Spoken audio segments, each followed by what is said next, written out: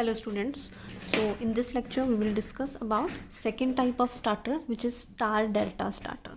तो star delta starter discuss करने से पहले हम बेसिक कंसेप्ट डिस्कस करेंगे स्टार कनेक्शन और डेल्टा कनेक्शन का। तो हमें पता है कि थ्री फेज जो वाइंडिंग है, थ्री वाइंडिंग्स होती है, ठीक है। तो लेट मी ड्रॉ देम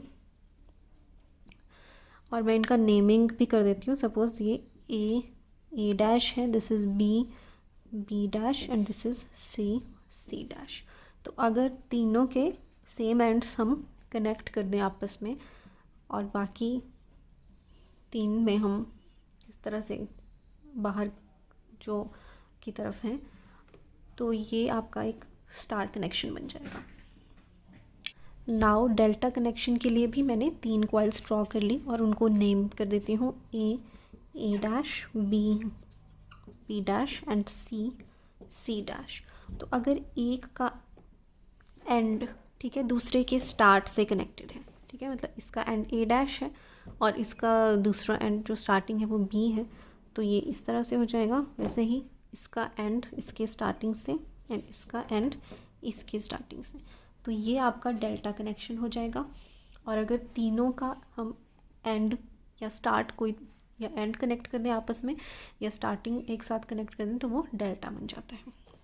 और दूसरी बात, अब इनमें क्या डिफरेंस है, तो डेल्टा को याद रखने का तरीका है कि डेल्टा को हम एक पैरेलल कनेक्शन से कंपेयर कर सकते हैं, ठीक है। तो क्योंकि डेल्टा में वो पैरेलल की तरह होते हैं, तो पैरेलल में क्या सेम रहता है, आपको वोल्टेज सेम रहती है पैरेलल में, तो सिमिलरली डेल्टा में भी आपकी वोल्टेज सेम रहेगी। मतलब अगर मैं इसको इस तरह से बनाती हूँ ट्रायंगुलर फॉर्म में, ठीक है, तो अब ये जो है हमारे तीन फेजेस हैं और जो दो फेजेस के बीच की वोल्टेज होती है उसको हम लाइन वोल्टेज कहते हैं, ठीक है। तो ये आपकी लाइन वोल्टेज है और जो हर वाइंडिंग के क्रॉस जो वोल्टेज है वो आपकी फेज़ वोल्टेज है, ये आपकी फेज़ वोल्टेज है। तो जो डेल्टा है वो पैरेलल की तरह होता है, तो इसमें जो लाइन वोल्टेज सेम रहती है, मतलब लाइन वोल्टेज आपकी फेज़ वोल्टेज के इक्वल होती है। जो स्टार है वो सीरीज़ की तरह होता है। सीरीज़ में क्या सेम रहता है, करंट सेम रहता है। तो अब यहाँ पे जो लाइन करंट है ये आपका लाइन करंट है, ठीक है। तो इसमें जो ये लाइन करंट है और जो वाइंडिंग में करंट जा रहा है वो फेज़ करंट है, ठीक है। इसको आपको नोट करने की ज़रूरत नहीं है, वैसे मेन पॉइंट आप नोट कर लेना, ये रिलेशन तो आपको पहले से भी वैसे आपको याद होने चाहिए। तो जो स्टार कनेक्शन है उसमें सीरीज़ की तरह है, तो इसमें जो लाइन करंट है वो फेज़ करंट के बराबर होता है, ठीक है। जो लाइन का करंट है वही इस फेज़ का करंट है। पर इसमें जो वोल्टेज है, अब वोल्टेज में डिफरेंस आता है। अब लाइन वोल्टेज तो आपकी कौन सी है, जो दो फेजेस के बीच की है, ये आपकी लाइन वोल्टेज है, ठीक है। पर फेज़ वोल्टेज कौन सी है, जो इंडिविजुअल वाइंडिंग के क्रॉस है, ये वाली वोल्टेज आपकी फेज़ वोल्टेज है। अब इसमें जो है आपका फेज़ वोल्टेज लाइन वोल्टेज के इक्वल नहीं है। जो रिलेशन डिराइव होके आता है वो आता है कि जो फेज़ वोल्टेज है वो लाइन वोल्टेज डिवाइडेड बाय √3 है, ठीक है। तो इसमें जो फेज़ वोल्टेज थी वो तो लाइन वोल्टेज के इक्वल थी, हमने देखा जो इस वाइंडिंग के क्रॉस थी वो लाइन वोल्टेज के इक्वल थी, बट इसमें जो फेज़ वोल्टेज है वो लाइन वोल्टेज डिवाइडेड बाय √3 है। और जो करंट का रिलेशन की बात करें तो ये आपका लाइन करंट है डेल्टा में और फेज़ करंट इस जो इंडिविजुअल वाइंडिंग्स में है वो ये आपका फेज़ करंट होगा। तो इसमें लाइन करंट फेज़ करंट के बराबर नहीं है क्योंकि ये तो डिवाइड भी होगा यहाँ पे। तो यहाँ पे जो आपका रिलेशन आता है डेल्टा में, वो फेज़ करंट जो है वो लाइन करंट डिवाइडेड बाय √3 आता है। तो दो रिलेशंस है डेल्टा, क्योंकि हम पैरेलल से कंपेयर करते हैं तो इसमें लाइन वोल्टेज फेज़ वोल्टेज के इक्वल होती है और फेज़ करंट जो है वो लाइन करंट डिवाइडेड बाय √3 होता है। और जो स्टार है उसमें लाइन करंट फेज़ करंट के बराबर होते हैं, वो सीरीज़ की तरह होता है और वोल्टेज का रिलेशन ये रहता है। अब हम इस कंसेप्ट का यूज़ करेंगे क्योंकि आपका जब स्टार में कनेक्ट हो जाता है तो उसकी वोल्टेज क्या हो जा रही है, रिड्यूस हो जा रही है, फेज़ वोल्टेज। तो हम देखते हैं हम स्टार डेल्टा स्टार्टर को कैसे कंस्ट्रक्ट करते हैं। नाउ अगेन मैंने यहाँ पे तीन कॉइल्स बना ली, ठीक है, दोनों के एंड्स बना लिए, A dash, B dash, C dash. Similarly again दोबारा से, ठीक है। अब क्या करना है, अब आप जस्ट देखिए कि जब ये तीनों कनेक्टेड हैं इस तरह से, तो ये कौन सा कनेक्शन हो गया इस वक्त, ये स्टार में कनेक्ट हो गया। और अगर हमें इनको डेल्टा में कनेक्ट करना है तो क्या करेंगे, ए डैश को एक के एंड को दूसरे के स्टार्ट से करूँगी तो ये इस तरह से बन जाएगा। तो यहाँ पे अब 3 फेज स्टार्टर का सर्किट डायग्राम है। तो इसमें क्या है, यही 3 कॉइल मैंने इधर रख दी है, ठीक है। दोनों के एंड्स मार्क कर दिए हैं, A dash, B dash, C dash. और इन तीनों के एंड्स को मैंने यहाँ पे एक डबल थ्रो स्विच है, मतलब ये दोनों डायरेक्शंस में थ्रो कर सकते हैं हम इसको, इस डायरेक्शन में भी और इस डायरेक्शन में भी, ठीक है। तो हमने यहाँ पे तीनों एंड्स इस डबल थ्रो के एक टर्मिनल के साथ कनेक्टेड है। ये जो ए डैश वाला है वो देखिए ये वाला है ए डैश वाला, बी डैश वाला ये है और सी डैश वाला ये है।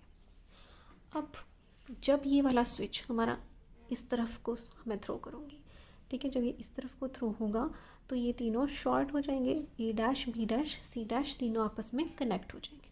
तो जब हम इस तरफ को थ्रो करेंगे तो ये आपका स्टार्ट वाला पोजीशन है, वो हम आगे डिस्कस करेंगे। और इस टाइम ये तीनों स्टार में कनेक्टेड हो जाते हैं, ठीक है। और जब एक बार आपकी मशीन स्टार्ट हो जाती है और थोड़ी देर के बाद हम उसको डबल थ्रो स्विच को दूसरी डायरेक्शन में पुट कर देते हैं और वो आपका डेल्टा में कनेक्ट हो जाता है। तो अब हमें इस डायरेक्शन में इसको डेल्टा में कनेक्ट करना है। तो डेल्टा में कैसे कनेक्ट होगा, अब देखो यहाँ पे ये तो ए डैश आ चुका है, ठीक है। अब डेल्टा में कनेक्ट करने के लिए ए डैश किससे कनेक्टेड है, बी से, ठीक है। तो इस साइड मतलब ए डैश जब हम इसको थ्रो करेंगे तो ए डैश बी से कनेक्ट होना चाहिए। तो इस पॉइंट पे मतलब हमें बी को कनेक्ट करना पड़ेगा। तो ये हो गया आपका, ये देखो, तो जब हम इसको करेंगे तो ए डैश बी से कनेक्ट हो जाएगा। सिमिलरली बी डैश को हमने सी से करना है, तो ये बी डैश है तो सी ये है, तो इसको हमने सी से कनेक्ट करना है, तो ये सी से हो गया। और सिमिलरली सी डैश को ए से करना है, तो ये सी डैश है और ये ए है, तो इस पॉइंट पे ए से कनेक्ट करना है। तो जब हम इस स्विच को इस साइड को करेंगे तो ये सारे डेल्टा में कनेक्ट हो जाएंगी वाइंडिंग, और इस तरफ को थ्रो करेंगे तो ये हमारा स्टार में कनेक्ट है, ठीक है। तो जब हमें स्टार्ट करना होता है तो हम स्टार में कनेक्ट करते हैं, और जब रनिंग कंडीशन में हम डेल्टा में कनेक्ट करते हैं। सो नाउ अब हम थ्योरी डिस्कस करते हैं इसकी। तो सबसे पहले क्या लिखेंगे, when switch S is in start position the stator windings are connected in star. पहले वो जब हम स्टार्ट वाली पोजीशन में करेंगे तो वो स्टार में कनेक्ट हो जाएंगी।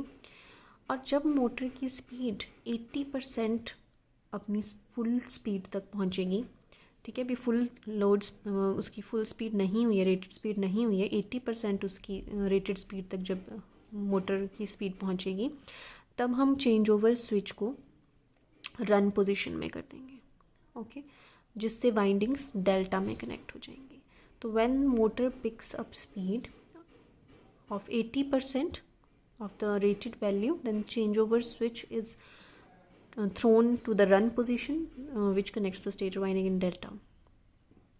अब by connecting the stator winding in star and then in delta, पहले स्टार में कनेक्ट करने से लाइन करंट स्टार्टिंग में 1/3 हो जाएगा, ठीक है, ये इंपॉर्टेंट पॉइंट है।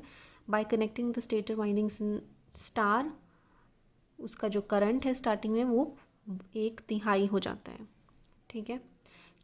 तो at the time of starting जब स्टेटर वाइंडिंग स्टार में कनेक्ट होती हैं तो हर एक फेज़ के अक्रॉस जो वोल्टेज है वो कितनी मिलती है हमें, VL/√3, क्योंकि हमने स्टार्टिंग में रिलेशन देखा, ठीक है। तो अगर VL लाइन वोल्टेज है तो फेज़ में VL/√3 मिलेंगी हमें। तो स्टार्टिंग में जो वोल्टेज मिल रही है वो भी कम मिल रही है, तो जो टॉर्क है वो वोल्टेज के स्क्वायर के प्रोपोर्शनल होता है टॉर्क, ठीक है। Torque is proportional to the square of the applied voltage, therefore it also reduces the starting torque to 1/3, ठीक है। अब आगे हम इसका थोड़ा मैथमेटिकल आस्पेक्ट देखते हैं, ये थ्योरी आप नोट कर लेना। सो सबसे पहले आप इसमें लिखेंगे, आप ये मेंशन करेंगे कि लाइन वोल्टेज को हम VL से डिनोट कर रहे हैं, ठीक है। और जो Z है वो आपका स्टैंड स्टिल इम्पीडेंस है, ठीक है। स्टैंड स्टिल इम्पीडेंस मतलब स्टार्टिंग में जब आपकी स्लिप 1 है तो उस टाइम जो इम्पीडेंस है वो Z है। तो जो फेज़ वोल्टेज होगी, ठीक है, लाइन वोल्टेज हमें पता है, स्टार की बात कर रहे हैं अभी हम, तो स्टार में लाइन वोल्टेज अगर VL है तो फेज़ वोल्टेज VL/√3 होगी। और Z भी पता है आपको, तो करंट निकाल सकते हैं हम फेज़ का। ठीक है, सबसे पहले हमें फेज़ का वैल्यूज़ निकालनी है। ठीक है, तो हम पहले फेज़ का करंट निकालेंगे। ठीक है, तो फेज़ का करंट क्या हो जाएगा, फेज़ की वोल्टेज अपॉन फेज़ की पर फेज़ इम्पीडेंस। तो ये आपका इतना आ गया। ठीक है, VL/√3। अब हमने फेज़ का हमें पता चल गया करंट, तो हमें अब लाइन के करंट में कन्वर्ट करना है। तो लाइन करंट क्या होता है आपका, फेज़ करंट के बराबर होता है स्टार में, तो लाइन करंट इसके बराबर ही आ जाएगा। ठीक है, तो कैसे प्रोसीड करना, क्योंकि गिवन हमें लाइन वैल्यूज़ गिवन होती हैं। तो VL आपको गिवन है, Z जो है वो आपका पर फेज़ इम्पीडेंस हमने ले रखी है। तो अब हम इससे पहले, क्योंकि ये पर फेज़ की वैल्यू है, तो पर फेज़ की वैल्यू हम इसकी वोल्टेज की भी निकाल ली हमने स्टार में, और फिर पर फेज़ वोल्टेज को पर फेज़ इम्पीडेंस से डिवाइड करके हमें पर फेज़ करंट मिल गया। और लास्ट में हमें लाइन करंट निकालना है, तो लाइन करंट निकाल लिया। अब सिमिलर हम डेल्टा के केस में करेंगे। डेल्टा के केस में भी लाइन वोल्टेज VL है। ठीक है, सपोज देन डेल्टा में क्या होता है, फेज़ वोल्टेज लाइन वोल्टेज के बराबर होती है, तो फेज़ वोल्टेज VL हो गई। तो अब हर एक फेज़ का करंट कितना हो जाएगा, VL/Z हो जाएगा। ये फेज़ का करंट आ गया। अब हमें लाइन का करंट निकालना है स्टार्टिंग का, तो लाइन का करंट क्या आएगा, √3 टाइम्स होता है। ठीक है, फेज़ के करंट से डेल्टा में, तो √3 से इसको मल्टीप्लाई कर देंगे। ठीक है, अब ये आ गया लाइन करंट आपका जब डेल्टा में कनेक्ट हो जाएंगी। तो जब डेल्टा में कनेक्ट हो जाएंगी तो आपका लाइन करंट ये आ जाएगा। ठीक है, तो जब हम स्टार्ट करते हैं, तो जब हम स्टार्ट वाली पोजीशन में हम स्टार में कनेक्ट करते हैं। ठीक है, और रन पोजीशन में हम डेल्टा में कनेक्ट करते हैं। तो अब दोनों के लाइन करंट्स को हम कंपेयर करेंगे। तो स्टार में जो लाइन करंट था वो ये था, और डेल्टा में जो लाइन करंट है वो ये है। तो दोनों को डिवाइड करते हैं, तो स्टार्टिंग लाइन करंट स्टार में divided by starting line current delta में, उसकी वैल्यू, ठीक है, VL/√3Z0। ठीक है, ये वाली वैल्यू, इसको हमने इससे डिवाइड करना है, मतलब √3 VL/Z0। तो ये 1/3 बचेगा। तो स्टार्टिंग लाइन करंट स्टार में कितना हो गया, 1/3 हो गया डेल्टा के स्टार्टिंग करंट से। तो स्टार्टिंग करंट इसमें रिड्यूस हो गया बेसिकली।